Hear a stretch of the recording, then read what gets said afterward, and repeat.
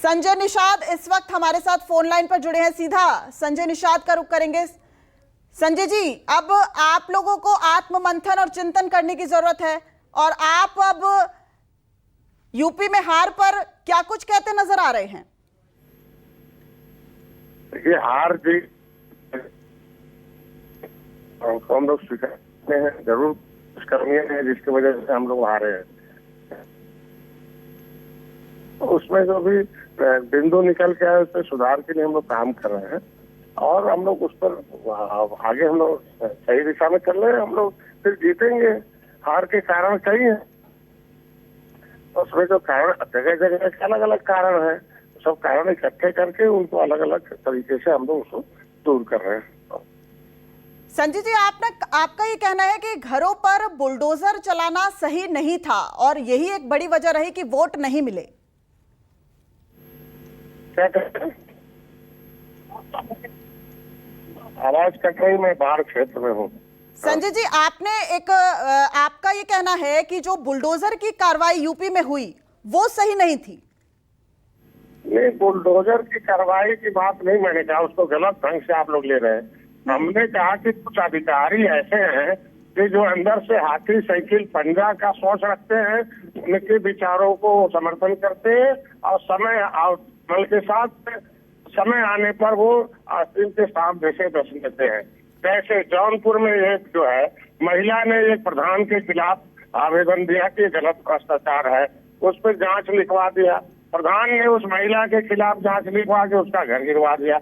उस प्रधान खुद ही 2 एकड़ कब्जा किया हुआ है। मैंने पत्र लिखा डीएम से कहते रहा। तो अगर गरीब आदमी जो 90 साल से जो जमीन पर है और कानून का फायदा कानून को लेकर कोई आदमी जाके बुलडोजर चला रहा है उस गरीब महिला के घर पर, तो इसका मतलब बुलडोजर तो बदमाशों के लिए बना, अपराधी के लिए बना था, बड़े बड़े जो तो माफिया थे उनके लिए बना था। गरीब आदमी की गलती हो सकती है, कागज नहीं सही करा सकता है। तो क्या अभी हमारे पास आया, मैं फोन किया, तुरंत चला दिया। आज वो कार्यकर्ता रो रहा, झंडे भी लगे थे निषाद पार्टी के। मेरे कहने का मतलब ऐसे ही अधिकारी कुछ है कि जो है, मैं तो धन्यवाद दूंगा माननीय मुख्यमंत्री को, जब उनके संज्ञान में आता है जांच कराते हैं, ऐसे अधिकारियों के खिलाफ बहुत कठोर कार्रवाई करते। ऐसे बहुत रहे होंगे। और उस गरीब महिला का घर थोड़ी अधिकारी उजाड़ा था, वो तो हम लोगों को उजाड़ा है ना, वो काहे वोट देगा। इस तरीके से बहुत ऐसे हैं। जैसे आज ही यह फैजाबाद में है, फैजाबाद अभी संवेदनशील है, विपक्ष उसको उठा रहा है।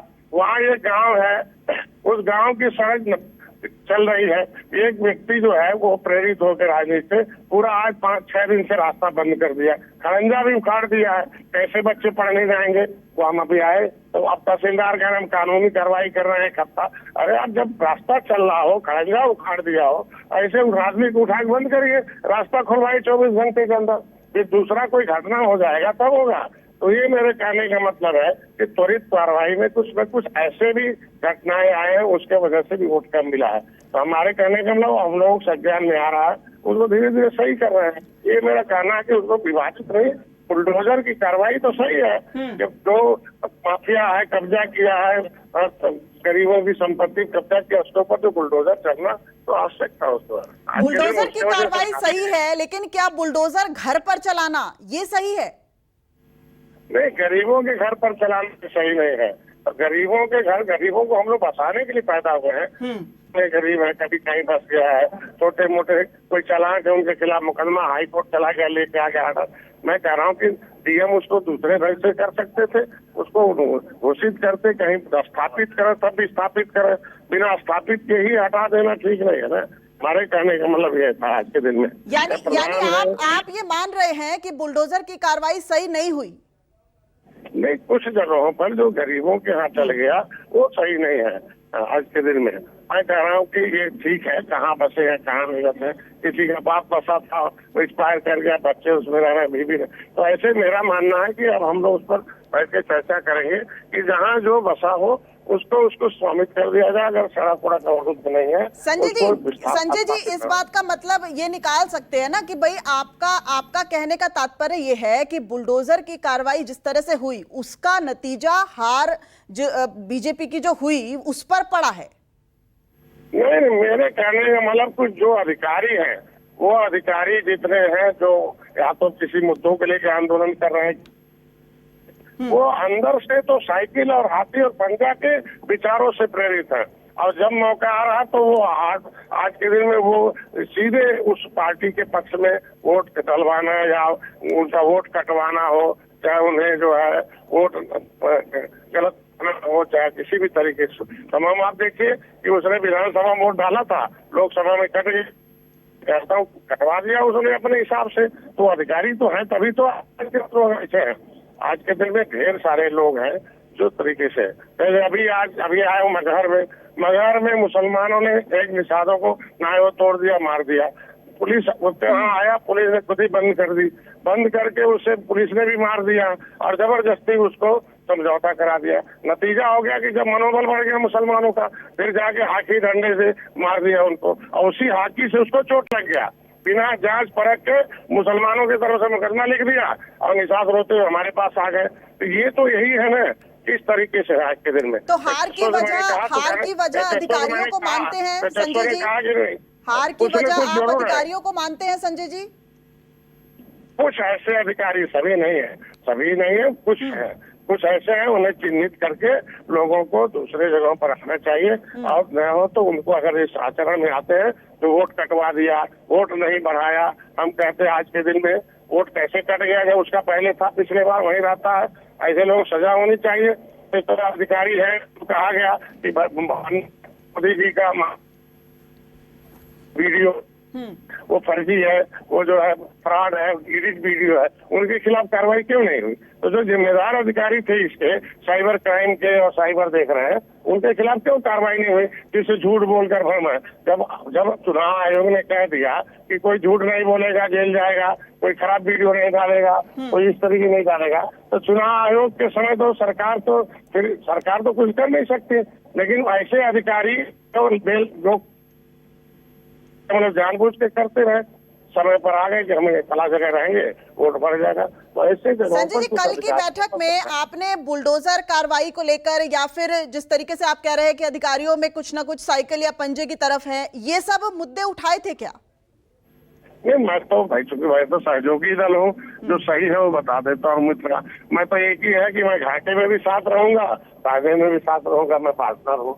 आज के दिन में ठीक है, हार हुई है, उसको हम लोग समीक्षा कर रहे हैं। वो वहाँ चूंकि देखिए, माननीय मुख्यमंत्री धन्यवाद दूंगा, उन्होंने कहा है कि आगे 2027 में अगर हम लोग सही ढंग से नहीं रहे तो विपक्ष हमारे ऊपर क्या करते रहे? विपक्ष के लोग भी फर्जी मुकदमे लगाते रहे, हम निषाद आंदोलन करते रहे, 302 का फर्जी मुकदमा हमारे डालते रहे, अंग्रेजों जैसे क्रूरता करते रहे, जो है संत कबीर नगर में आंदोलन था, माननीय मुख्यमंत्री ने, मैं जेल में हमें तन्हाई में रखा गया। अब सही है ना कि कम से कम हम 2027 में सरकार नहीं बनाए तो ठीक है संजय निषाद जी, बने रहिए हमारे साथ। ओपी राजभर के बेटे अरुण राजभर इस वक्त जुड़ गए हैं। अरुण राजभर जी का रुख करूंगी। अरुण राजभर जी, अब संजय निषाद जी, केशव प्रसाद मौर्य के बाद अब संजय निषाद जी कह रहे हैं कि बुलडोजर की कार्रवाई सही नहीं हुई है, यानी कि घरों पर बुलडोजर चलाएंगे तो वोट कैसे पाएंगे। वहीं ये भी कहा है कि कई अधिकारी अंदर से हाथी और साइकिल और पंजा है। अरुण राजभर जी, देखिए, उत्तर प्रदेश की जनता के बीच में जिस तरीके से 10 साल के कार्यकाल में मोदी जी की विकास की योजना थी, जनता के बीच में सभी, चाहे एनडीए के सभी कार्यकर्ता मिलकर पहुंचाने में जिस तरह का प्रयास कर रहे थे, उसमें विरोधियों द्वारा जो नकारात्मक प्रचार किया जा रहा था, संविधान खत्म करने की, आरक्षण खत्म करने की, वोट का अधिकार छीनने की और अग्निवीर योजना के मुद्दे को जिस तरीके से हवा दिया जा रहा था, और ये हमारे एनडीए के सभी कार्यकर्ता इस बात को भांपने में लेट कर गए और विरोधियों ने उनके वोटरों के दिमाग में सेट कर दिया कि 400 पार का आंकड़ा पहुंचेगा तो भारतीय जनता पार्टी एनडीए सरकार बनने के बाद आरक्षण खत्म हो जाए।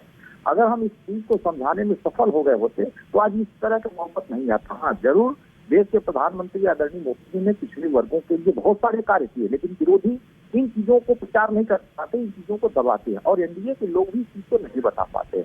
आज अगर राष्ट्रीय पिछड़ा वर्ग आयोग का दर्जा, संवैधानिक दर्जा मिला तो मोदी जी की सरकार मिला।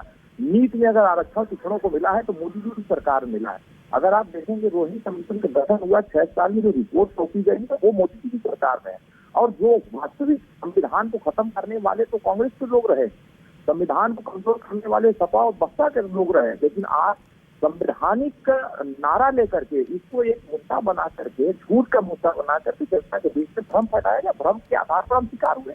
लेकिन अगर हम शिकार हुए हैं तो हम इसकी भविष्य में अगर ये पुनरावृत्ति न हो, हम अभी से सचेत होकर 2027 के लिए सुरेंद्र भारतीय समाज पार्टी ग्राउंड पर जाकर के स्वच्छता अभियान चला रही है। कार्यकर्ता जो वोटर हमसे दूर चला गया है, चाहे दलित वर्ग का रहा हो, चाहे पिछड़े वर्ग का रहा हो, चाहे अपर कास्ट के लोग हैं, जो भी हमसे दूर गए हैं, हम उनको अपने करीब ला करके पुनः उनको जैसे प्रधानमंत्री मोदी जी की योजना के साथ। अरुण राजभर जी, ये बताइए कि केशव प्रसाद मौर्य ये कहते हैं कि संगठन से बड़ी सरकार नहीं है, और अब संजय निषाद जी ये कह रहे हैं कि बुलडोजर की कार्रवाई सही नहीं हुई है, यानी कि अधिकारी अंदर से हाथी साइकिल पंजा। आप इस बात से इत्तेफाक रखते हैं या नहीं रखते? देखिए, अभी भी कुछ ऐसे अधिकारी, ये बात तो मैं नजरअंदाज नहीं कर सकता, लेकिन आज भी कुछ ऐसे अधिकारी हैं जिनकी मंशा सरकार के विपरीत करने का है। आज बहुत सारे ऐसे गरीब हैं जो पात्र हैं, उनको आवास देने के लिए उनको भी परेशान किया जा रहा है। गांव में नाली नहीं बनी है, अगर कोई दरखास्त लेके जा रहा है तो नाली बनाने के लिए दौड़ा दे रहे हैं 20 बार। किसी की तहसील पर किसी जमीन की पैमाइश करानी है तो तहसीलदार उनको 10 बार दौड़ा दे रहे हैं। लेकिन अब जो दौड़ रहा है, जो वोटर दौड़ रहा है, वो उम्मीद कर रहा है कि हमारी सरकार है, हमारी सरकार भी सुनी जाएगी। अधिकारी अगर नहीं सुन रहे हैं तो माननीय मुख्यमंत्री जी को और उत्तर प्रदेश के जो सभी विभागों के जो अधिकारी हैं सभी को गाइड करना होगा, सभी को सचेत करना होगा। कार्यकर्ताओं को उपेक्षा नहीं होनी चाहिए। ये सच है कि कार्यकर्ताओं को उपेक्षा इस चुनाव में हुई है, कार्यकर्ताओं की अनदेखी हुई है। अगर ये अनदेखी में थोड़ा सा भी सहूलियत हुआ, अनदेखी इसकी वजह किसको मानते हैं आप? अधिकारियों पर लगाम लगाना, अधिकारियों पर एक्शन लेना, इसके पीछे कौन होता है, किसको वजह मानते हैं आप? देखिए, इसमें क्या है कि कुछ लोगों की मन जो होता है, जैसे होता है कि चुनाव में ये तो सीधे सरकार माननीय मुख्यमंत्री जी के ऊपर होता है कि प्रशासन के ऊपर लगाम लगाना। और माननीय मुख्यमंत्री जी अगर कार्यकर्ताओं को ये गलत करने के लिए नहीं, अगर सही चीज जनता के मुद्दों को अधिकारियों तक पहुंचाने के लिए, उनको निदान करने के लिए अगर निर्देशित करेंगे, मुझे लगता है कि ऐसे तमाम गरीब, कमजोर, पिछड़े, दलित, अपर कास्ट लोग हैं जिनकी समस्याएं जिले पर ही समाप्त हो जाती हैं, वो जिले पर समाप्त नहीं हो रही है, वो हम लोगों तक, लखनऊ राजधानी तक लेकर अगर आने के लिए अगर बेबस हो रहा है, कहीं न कहीं हमारे शासन प्रशासन चलाने वालों में कहीं न कहीं कुछ दिक्कत है, उसमें सुधार करने की जरूरत है। मुझे उम्मीद है कि देश के प्रधानमंत्री जी बहुत गंभीर मंथन हो रहा है, उत्तर प्रदेश की सरकार भी इस मसले को मंथन कर रही है।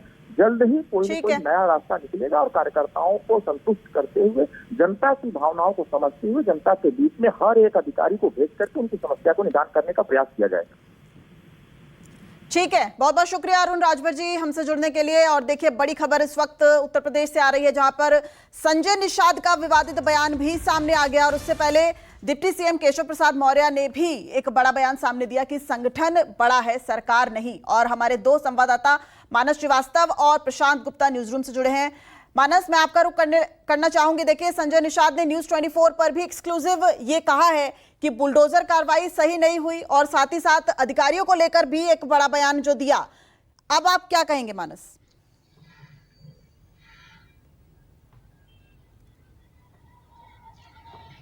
देखिए, सबसे बड़ी पीड़ा ही यही है कि अधिकारी सुनी ही नहीं रहे कार्यकर्ताओं की। जब मंत्रियों की नहीं सुनी जा रही, संजय निषाद के अगर आप बयान को देखें तो उन्होंने कहा कि बुलडोजर की कार्रवाई एक प्रतीक थी माफियाओं के खिलाफ सरकार के सख्त एक्शन की, सरकार के सख्त रुख की। लेकिन अगर बुलडोजर बेलगाम हो जाएगा और अधिकारी अगर कमजोर तबके के घरों को रौंदने लगेंगे तो निश्चित तौर पर उसका एक विपरीत प्रभाव पड़ेगा। अगर सरकार का कोई मंत्री, कोई विधायक, कोई नेता, कोई पदाधिकारी भी अगर ये कह रहा है कि उसकी बात सुनी जाए, उसका वोटर उसकी बात सुनी जाए, कम से कम एक बार जांच करा ली जाए, लेकिन सीधे बुलडोजर की कार्रवाई कर देना या इस तरीके की किसी भी तरह की कोई कार्रवाई करना या किसी की फरियाद ना सुनना या छोटे छोटे कामों के लिए बार बार दौड़ाना, जैसे कि अभी ओम प्रकाश राजभर के जो बेटे अरुण राजभर राष्ट्रीय महासचिव, वो क्या कह रहे थे कि नाली खड़ंजे के लिए भी अधिकारियों के पास 20 बार दौड़ना पड़ता है और सिफारिश कर दे अगर जिला अध्यक्ष तो भी काम नहीं होना, इस बात की गारंटी है। तो ऐसे में जिला अध्यक्ष हो या बूथ अध्यक्ष, वो अपने आप को अपनी ही जनता के सामने अपमानित महसूस करता है, तो वो क्यों वोट मांगने जाए। आपको अगर याद होगा, एक वीडियो बहुत वायरल हुआ था जब कौशल किशोर की लखनऊ में मीटिंग चल रही थी, तो वहां पर अंदर जो पार्टी के जो पदाधिकारी थे वो क्या कह रहे थे, कहते वोट मांगने जाए उस वक्त कौशल। ऐसी नौबत आई क्यों मानस? अधिकारियों पर कार्रवाई क्यों नहीं की गई? क्या स्थिति को नहीं भांपा गया?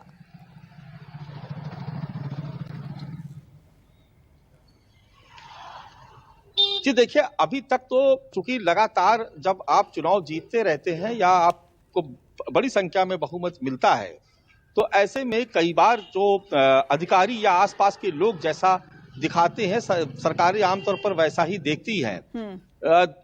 2014 के बाद से जो जीत का सिलसिला था वो थमने का नाम नहीं ले रहा था। अब ऐसे में जो कार्यकर्ता थे, जो सरकार में बैठे लोग हैं, उनको लगने लगा कि शायद कार्यकर्ताओं की भूमिका इतनी महत्वपूर्ण नहीं है, हमारे चेहरे के नाम पर, हमारे काम के नाम पर ही हमको वोट मिल जाएगा। लेकिन दूसरी तरफ जो कार्यकर्ता है, जब उन्होंने असहयोग करना शुरू किया, जब उन्होंने घरों से निकलना बंद कर दिया, तो निश्चित तौर पर उसका जो असर था पूरे उत्तर प्रदेश में कोई भी ऐसी संसदीय सीट नहीं थी जहां पर इसका असर देखने को नहीं मिला। तो निश्चित तौर पर जहां पर हम बात कर रहे हैं डबल इंजन की सरकार की, जहां पर बात किया जा रहा है कि तमाम ऐसी योजनाएं हैं केंद्र सरकार की जिसमें उत्तर प्रदेश अव्वल है, जिसमें प्रधानमंत्री आवास योजना, तमाम सारी योजनाएं हैं, बावजूद इसके अगर वोटर भारतीय जनता पार्टी के पास नहीं जा रहा है या बूथ पे जाकर के वो बीजेपी का कमल का बटन नहीं दबा रहा है, तो निश्चित तौर पर कहीं कुछ गड़बड़ है और अब उसी का मंथन हो रहा है कि आखिर ये चूक हुई तो हुई कहाँ। और उत्तर प्रदेश के मुख्यमंत्री प्रदेश कार्य समिति की बैठक में मानस ये कहते हैं कि अति आत्मविश्वास ये जिम्मेदार है कि हम जो है वो उम्मीद से ज्यादा अच्छा नहीं कर पाए। अति आत्मविश्वास, इसके क्या मायने?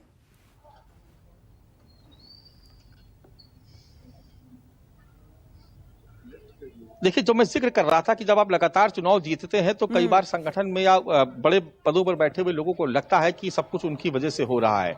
तो कहीं ना कहीं ये अति आत्मविश्वास इसी बात का जिक्र है कि जो चुनाव है वो प्रधानमंत्री मोदी और उत्तर प्रदेश में योगी के नाम पर पोस्टर चस्पा करके और वो जीत लिया जाएगा, उनका नाम लेकर के उनके रोड शो करवा के जीत लिया जाएगा। लेकिन अयोध्या की हार सिर्फ एक संसदीय सीट की हार नहीं थी, दरअसल वो उस पूरे सरकार की उस मुहिम की हार थी जिसको लेकर के पूरे देश में माहौल बनाया गया। तो अपने आप में ये एक ऐसा सवाल है जिसने सोचने पर मजबूर किया न केवल भारतीय जनता पार्टी के प्रदेश स्तर के नेताओं को, बल्कि संगठन, सरकार और केंद्र तक के जो केंद्रीय नेतृत्व है उसको भी सोचने पर मजबूर होना पड़ा कि आखिर उत्तर प्रदेश में इन 10 सालों में ऐसा क्या गड़बड़ हो गया कि अचानक से जो पार्टी जिसकी जो 80 में 80 जीतने का दावा कर रही थी, वो अचानक 62 छोड़िए, वो भी नहीं 19 का भी रिकॉर्ड नहीं दोहरा पाए, वो 33 पे आ गए। और जिसके बारे में वो कह रहे थे कि खाता नहीं खुलेगा, परिवार तक समेट जाएगी जो पार्टी, वो पार्टी वो 40 से ऊपर यानी इंडिया गठबंधन लेकर के आ रहा है। तो ऐसे में ठीक है मानस, बने रहिए। मेरे साथ न्यूज रूम से मेरे वरिष्ठ सहयोगी प्रशांत गुप्ता भी है। प्रशांत का रुख कर लेती हूँ। प्रशांत, देखिए, हार की समीक्षा हो, आत्ममंथन हो, इसके लिए बैठक बुलाई जाती है, लेकिन आपस में एक दूसरे पर छिटाकशी हो रही है। अभी ये हालात हैं, 2027 के विधानसभा चुनावों में क्या होगा? या आने वाली 10 सीटों पर उपचुनाव होने हैं? देखिए, ये जो बात आज सहयोगी दल उठा रहे हैं या फिर भाजपा के भीतर संगठन की बैठक में ये बातें उठ रही हैं कि कार्यकर्ताओं की उपेक्षा हुई है, तो ये कोई नई बात नहीं है। इससे पहले विधानसभा सत्र के दौरान कई सारे विधायक, कई सारे मंत्री खुलेआम ये बोल चुके हैं कि अधिकारी उनकी नहीं सुनते हैं। देखिए, जब ये योगी पहली सरकार बनी थी योगी जी के नेतृत्व में, उस समय से ही ये परंपरा चली आ रही है और ये कहा भी गया था खुले मन से कई बार नेताओं के द्वारा कि अधिकारियों के ऊपर अनावश्यक प्रेशर ना डालें पदाधिकारी कार्यकर्ता। होता यह था कि कार्यकर्ता अपने समर्थकों के काम करवाने के लिए अधिकारियों के पास जाते थे, वहां पे दबाव बनाते थे और काम करवाते थे जिससे उनका एक वोट बैंक बना रहे। लेकिन इसी काम करवाने की आड़ में कई लोग अपने कुछ अलग तरीके के काम धंधे भी शुरू कर देते थे, जिससे बचने के लिए अधिकारियों को खुली छूट दी गई कि वो अपने हिसाब से जो सही हो उसका फैसला लें और उस पर काम करें। लेकिन ये छूट कई बार ये होता है कि जो चीज आपको सही करने के लिए दी जाती है उसका नतीजा दूसरी तरफ से दिखने लगता है। तो वो दूसरा नतीजा ये दिखने लगा कि अधिकारी बेलगाम हो गए और सरकार के भीतर या संगठन के कार्यकर्ता और पदाधिकारियों की उपेक्षा शुरू हो गई और वो अधिकारी उनकी सुनना बंद कर चुके थे। तो ऐसे में अब ये जो सहयोगी दल है, और चाहे वो संगठन के लोग हों चाहे वो कार्यकर्ता हों, उनकी नाराजगी यही है कि जब वो अपने समर्थकों के काम नहीं करवा सकते हैं, जब उनकी सुनी ही नहीं जा रही है शासन में बैठ के, तो फिर उनका फील्ड पर रहने का क्या मतलब? वो अपने समर्थकों के बीच किस मुंह के साथ में जाएं, किस मुंह के साथ में वोट मांगे जब वो उनका कोई काम करवा ही नहीं सकते हैं। तो ये सारी चीजें बैठक में भी निकल कर आई और आज इसी बात को संजय निषाद या फिर अरुण राजभर जिस बात को दोहरा रहे हैं वो यही बात कह रहे हैं कि अधिकारियों की चल रही है और संगठन या कार्यकर्ता या फिर जो उनके सहयोगी दल हैं उनकी कोई नहीं सुनी जाती। फैसला ऑन द स्पॉट हो रहा है, अधिकारी को जो सही लगता है उसके घर पर बुलडोजर चला देता है, जांच पूरी हो नहीं पा रही है।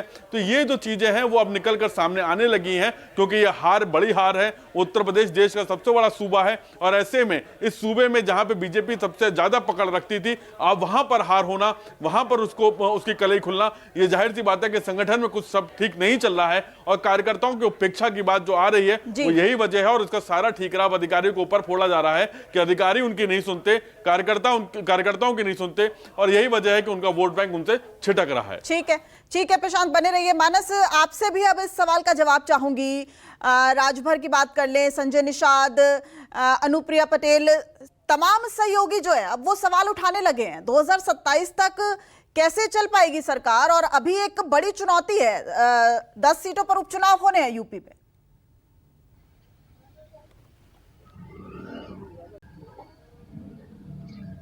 देखिए, निश्चित तौर पर सबसे बड़ी चुनौती यही है, जो सबसे पहली चुनौती भी है कि 10 विधानसभा सीटों पर उपचुनाव होने हैं, और ये इस उपचुनाव में भारतीय जनता पार्टी निश्चित तौर पर अपनी पूरी ताकत लगाएगी। अब यहाँ पर देखिए, ये भी समझना होगा कि जो बीजेपी की उत्तर प्रदेश की कार्य समिति की बैठक बुलाई गई, अलग अलग क्षेत्र में कार्यकर्ताओं की अपनी अलग अलग नाराजगी है, और कार्यकर्ता ही क्यों कहा जाए, नेताओं की भी अपनी नाराजगी है। अब कल देखिए, संजीव बालियान कल वहां पर मौजूद थे, उन्होंने कहा कि अगर हम देखते, हमने उनसे सवाल पूछा कि पश्चिमी उत्तर प्रदेश में इस तरीके से घमासान मचा हुआ है, उन्होंने कहा कि मैं अपनी बात रखूंगा, अगर मुझे रखने का मौका दिया जाएगा तो।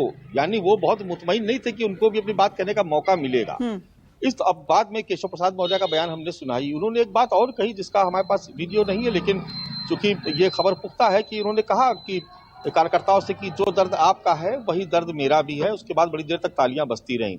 यानी वो कार्यकर्ता जिसको इस बात का दर्द है कि वो अपनी ही सरकार में असहाय है, ये जो एक फीलिंग है मन में कार्यकर्ताओं की, दरअसल ये हतोत्साहित करती है। इसके विपरीत अगर आप देखें, समाजवादी पार्टी के कार्यकाल में वार्ड अध्यक्ष की भी, बूथ अध्यक्ष की भी अपनी हैसियत हुआ करती थी, वो जो चाहता था काम करवा लेता था।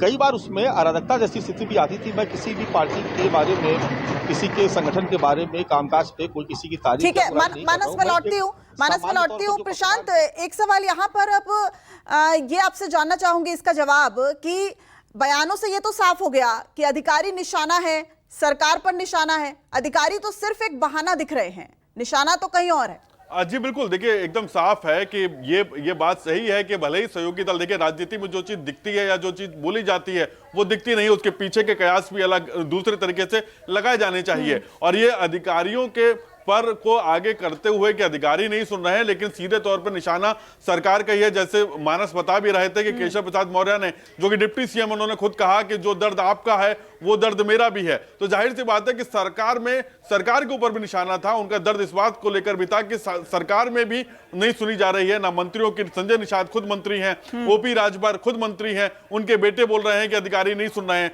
तो सीधे तौर पर निशाना अधिकारी तो एक सिर्फ बहाना है, और निशाना सीधे सरकार है कि सरकार में उनकी नहीं सुनी जा रही है। जब मंत्री, उप मुख्यमंत्री खुद ये बोल रहा हो कि उनकी नहीं सुनी जा रही है और उनका दर्द भी वही है, तो यानी कि सरकार उनकी नहीं सुन रही है। और सरकार में कौन है? सरकार में यानी कि सीधे तौर पे उनका, अगर निशाने पे देखा जाए तो सीधे तौर पे वो मुख्यमंत्री को, या फिर जो भाजपा के जो सरकार में बैठे हुए जो बड़े लोग हैं उनके ऊपर निशाना है कि उनकी भी नहीं सरकार में सुनी जा रही है। तो संगठन, कार्यकर्ता, अधिकारी देख सकते हैं क्या कि पार्टी में जो योगी आदित्यनाथ की ताकत है अब वो घटेगी?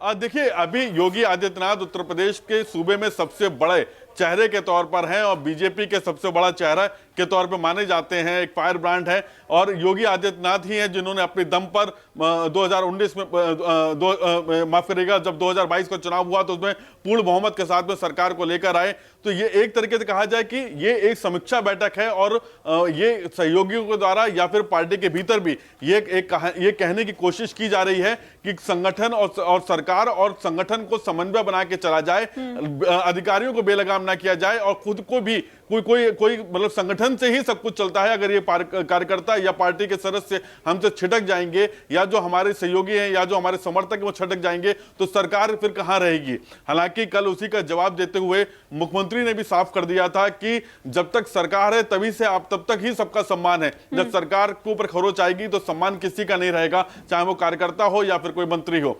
तो ये दोनों तरफ से ये पोस्टरिंग करने की कोशिश की गई है, और इसमें जाहिर सी बात है कि मतभेद खुलकर सामने आए हैं। अब सहयोग सहयोगी दल भी सीधे तौर पर सरकार के ऊपर निशाना साध रहे हैं कि अगर समन्वय नहीं बनेगा, अगर मिलजुल के काम नहीं होगा तो हमारे समर्थक कार्यकर्ता सभी छिटकेंगे और जिसका खामियाजा 2024 के इलेक्शन में देखने को मिला था वैसे ही खामियाजा आगे भी देखने को मिलेगा। ठीक है, मानस आपके पास आना चाहूंगी। 10 सीटों पर उपचुनाव होने हैं और जिस तरह की ये बयानबाजी सामने आ रही है, 2022 के अगर विधानसभा चुनाव देखें 5 सीटें सपा के पास थी, 3 बीजेपी के पास, 1 संजय निषाद की पार्टी और 1 आरएलडी। तो ऐसे में अब सहयोगी तो पूरी तरह से कॉन्फिडेंस उनका लो दिख रहा है, वो तो बयानबाजी करते नजर आ रहे हैं, यूपी के सीएम को निशाना बनाते नजर आ रहे हैं। क्या लग रहा है?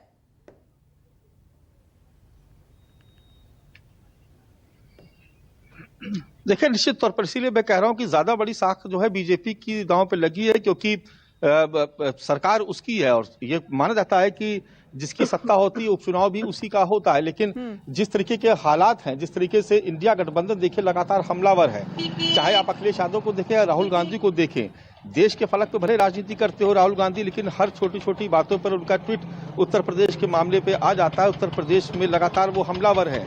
अखिलेश यादव हर रोज उनके 2-4 बयान आते हैं सरकार के खिलाफ, और जो पीडीए का फार्मूला है उसको लगातार विस्तार देने की बात कर रहे हैं अखिलेश यादव। और वो अभी से दावा कर रहे हैं कि जो 10 सीटों पर विधानसभा के उपचुनाव होने उसमें निश्चित तौर पर उनकी पार्टी जीतेगी। 8 और 2 सीटों का, यानी 8 सीटें समाजवादी पार्टी और 2 सीटें कांग्रेस को देने की बात भी चल रही है। जो तैयारी भारतीय जनता पार्टी के खेमे से हो रही है, लगभग वैसी ही तैयारी कांग्रेस और अखिलेश यादव यानी समाजवादी पार्टी के खेमे से भी हो रही है। माने ना गेयर चेंज करने की जरूरत है अब बीजेपी को। जो एक बहुत बड़ा लाभ इस वक्त इंडिया गठबंधन को जी देखिए, बिल्कुल निश्चित तौर पर अब देखिए, सबसे पहले जो जरूरत कल की जो कार्य समिति में महसूस की गई, जिस बात का जिक्र किया गया कि सबसे पहले कार्यकर्ताओं को संगठित करने की जरूरत है, उनको आत्मविश्वास दिलाने की जरूरत है, उनको ये बताने की जरूरत है कि उनके मन में ये भाव आए कि सरकार उनकी है। इसी को लेकर के 30 जुलाई तक एक खास तौर का अभियान चलेगा, जिसमें सभी प्रकोष्ठों की कार्य समिति की बैठकें बुलाई गई हैं, जो 25 तारीख तक कंप्लीट करनी है, 25 जुलाई तक, और सभी जिला स्तर की कार्य समितियों की बैठक होनी है, जिसको 30 जुलाई तक पूरे उत्तर प्रदेश में उसको समाप्त करना है। फिर अगले महीने से एक विशेष अभियान चलेगा। इसके अलावा जो अनुसूचित जाति जनजाति प्रकोष्ठ है, उसको इस जिम्मेदारी दी गई है कि वो दलितों को के बीच में जाकर के ये बताए कि बीजेपी की सरकार में कोई आरक्षण खत्म होने नहीं जा रहा है, मोदी राज में संविधान सुरक्षित है। बिल्कुल, गेयर तो चेंज यहाँ पे करना पड़ेगा। प्रशांत, आपके पास आना चाहूंगी। जिस तरीके से ये बयानबाजी सामने आ रही है, क्या लग रहा है, सिर्फ अधिकारी या बुलडोजर की कार्रवाई यही वजह रही हार की बीजेपी की, या फिर अखिलेश यादव का पीडीए फॉर्मूला और राहुल गांधी की स्ट्रैटेजी ये भी काम की? देखिए दिव्या आवाज आ रही है आपको?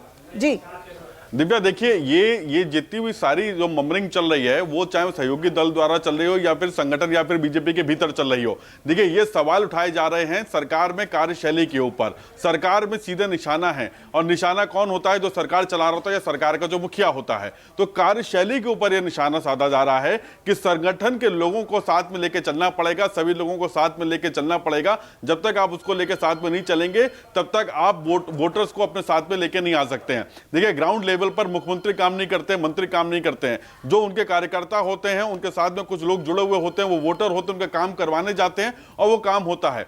वो ये बाकी की रणनीति जो होती है वो एक परसेप्शन क्रिएट करने के लिए होती है, चाहे वो पीडीएफ फॉर्मूला हो, चाहे वो पीडीएम फॉर्मूला हो या फिर ओबीसी फॉर्मूला हो, वो एक परसेप्शन क्रिएट करवाने के लिए है। और उस परसेप्शन क्रिएट करवाने में तमाम तरीके के दलों के नेताओं को, तमाम तरीके की जातियों के नेताओं को जोड़ा जाता है और उनके आधार पर आगे की वोट रणनीति जो है वो तय की जाती है। जिस तरीके से संजय निषाद का बयान सामने आया कि कई अधिकारी अंदर से पंजा और साइकिल हैं, ये तो ऐसा लग रहा है ना कि अखिलेश का जो पीडीएफ फॉर्मूला था वो पूरी तरह से काम किया। देखिए दिव्या, ये सीधे तौर पे संजय निषाद की जो दुख है, जो दर्द है उनका, वो संजय निषाद के दर्द नहीं है। कल केशव प्रसाद मौर्य का भी दर्द उसी तरीके से झलका है। ये दर्द सिर्फ संजय निषाद का नहीं है, ये कार्यशैली के खिलाफ उनका एक तरीके से कहा जाए दर्द है।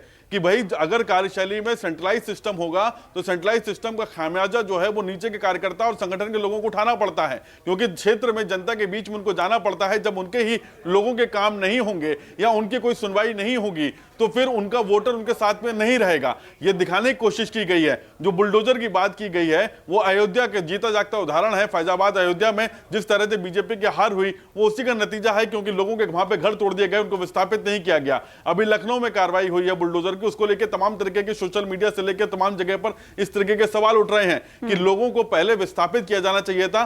जो लोग यहाँ पे सालों से रह रहे थे उनको विस्थापित करके कहीं दूसरी जगह आशियाना देना चाहिए था, उसके बाद घर पे बुलडोजर की कार्रवाई होती। तो ये एक कोशिश की जा रही है बताने की, समझाने की, या फिर जो लोगों के बीच में चर्चा हो रही है वो ये है कि संगठन को साथ लेके चलना पड़ेगा, कार्यकर्ताओं के काम होने पड़ेंगे। अगर कार्यकर्ताओं के काम नहीं होंगे और सरकार अपनी एक तरीके से कहा जाए कि सेंट्रलाइज सिस्टम के तहत काम करेगी या वो अपनी कार्यशैली वैसी ही रखेगी तो उसका खामियाजा ग्राउंड पर उठाना पड़ेगा, क्योंकि कार्यकर्ता और संगठन के लोग जब उनके साथ में नहीं रहेंगे किस मुंह से वोट मांगने जाएंगे। तो ये कार्यशैली के ऊपर निशाना है, ये सरकार के ऊपर निशाना है कि किसी तरह से ये अपनी बात रखने का तरीका है कि भाई अगर आप अभी नहीं मानेंगे तो उसका खामियाजा आपको आगे भी भविष्य में उठाना पड़ेगा। मानस, इसका जवाब मैं आपसे भी चाहूंगी, क्योंकि ग्राउंड पे लगातार आपने रिपोर्टिंग की, तमाम चुनाव कवर किए, आपने क्या महसूस किया इन चुनावों में?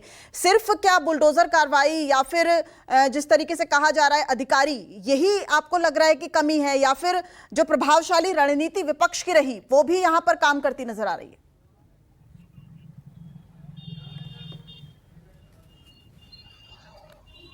देखिए, किसी भी चुनाव के हारने का कोई एक कारण नहीं होता है। इस चुनाव में अगर देखा जाए तो कई सारी चीजें एक साथ जब मिली उससे भारतीय जनता पार्टी को नुकसान हुआ। देखिए, एक तरफ विपक्ष एकजुट हुआ, यानी उत्तर प्रदेश में महंगाई, बेरोजगारी और पेपर लीक जैसे मुद्दे बहुत जमाने के बाद असरकारक साबित हुए। पुरानी पेंशन एक बड़ा मुद्दा था और इंडिया गठबंधन के तौर पर उत्तर प्रदेश के लोगों को लगा कि एक बेहतर विकल्प हो सकता है, क्योंकि उत्तर प्रदेश से प्रचंड बहुमत मिलने के साथ ही या उसके बाद ही देश पे भारतीय जनता पार्टी की सरकार बेहद मजबूती से नजर आ रही थी। ऐसे में उत्तर प्रदेश में युवाओं ने और खासतौर से सरकारी कर्मचारियों ने, क्योंकि जब बैलेट पेपर खोल रहे थे आमतौर पर वो सरकारी कर्मचारियों के ही होते हैं, तो आप देखें तो वहीं से ही बढ़त बनना शुरू हो गई थी उत्तर प्रदेश में। तो ये माना गया कि उत्तर प्रदेश के कर्मचारियों और शिक्षकों ने भारतीय जनता पार्टी के खिलाफ वोट किया।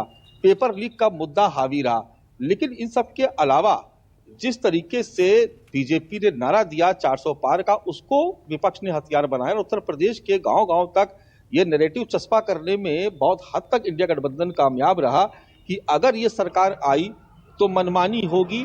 जैसे नोटबंदी में मनमानी की गई, जैसे मनमाने तरीके से जीएसटी लागू किया गया, जैसे मनमाने तरीके से बुलडोजर चलाए गए, वैसे ही मनमाने तरीके से आपका आरक्षण भी खत्म हो जाएगा। और कुछ मनबड़ जो उम्मीदवार थे उन्होंने भी इस तरीके का बयान दे दिया, जिसकी शुरुआत फैजाबाद यानी अयोध्या से ही हुई, जहां पर पहले से पब्लिक बहुत नाराज थी। तमाम जमीनों के वहां पर मामले किसी से छुपे नहीं है और जिन लोगों के घरों पर, दुकानों पर बुलडोजर चला, उनकी नाराजगी भी अपनी जगह थी। तो ये एक मुद्दा था। तो पहली बार बसपा से अलग जो दलित बिरादरी थी उसने वोट किया भारतीय जनता पार्टी के खिलाफ। वो बसपा में नहीं गया, उसको लगा कि एक बेहतर विकल्प है और वो कांग्रेस और समाजवादी पार्टी यानी इंडिया गठबंधन के पास गया।